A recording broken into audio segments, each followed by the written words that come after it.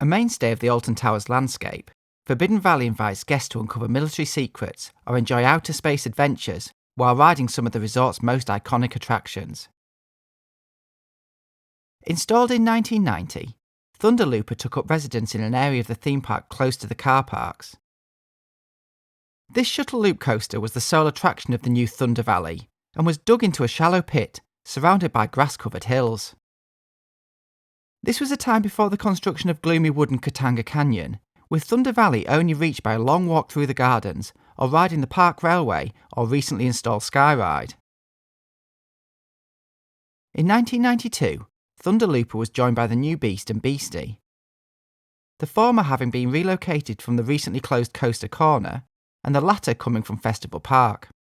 These additions were joined by a new walkway from the Haunted House, drawing guest focus to the eastern side of Alton Towers. The landscape in Thunder Valley would change forever in 1993. A large excavation began close to Thunder Looper on what was a grassy mound. As the rocky ravines and cliff faces emerged, speculation began, with visitors wondering what was to come. When Alton Towers opened in 1994, the area was transformed into Forbidden Valley. The large pit filled with the twisted steel of Nemesis, and the post-apocalyptic theme spilling out into the surrounding land. While the inverted trains of Nemesis raced by the stone gorges, rivers of blood flowed through rocky channels. Nearby, a crashed tour bus lay abandoned, and rusted steel was used to construct adjacent buildings. The fully realised theme told a coherent story, with Roller Coaster Nemesis taking centre stage and becoming an icon for the park.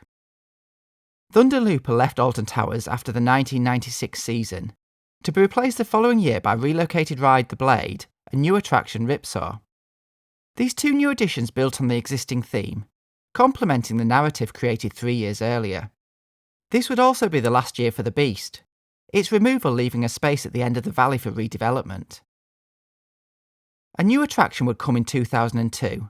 Air, the first of a new generation of flying coasters, would take up residence in the vacant plot.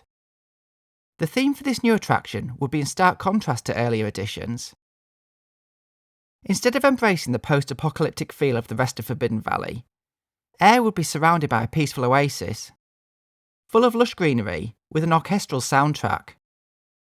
The new attraction for 2012 built on the original storyline.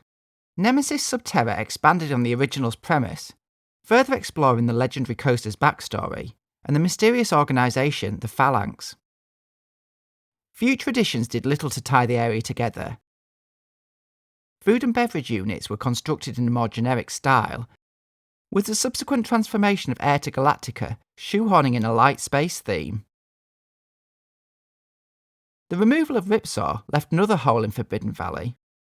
This was eventually filled by Funk and Fly, creating the most jarring thematic clash at the resort. Understanding the prominence that Nemesis had at the park, it was announced that the roller coaster would be closed for the entire 2023 season, so that Alton Towers could undertake a track replacement.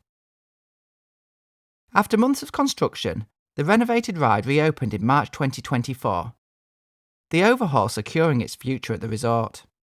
The refurbishment and slightly modified theme stayed true to Forbidden Valley's original concept, folding existing food stands and a new store into the existing storyline. Theming even featured subtle nods to the land's former name. With plans underway for a new attraction on the former Ripsaw and Funk and Fly plot, the legacy of Forbidden Valley looks set to continue.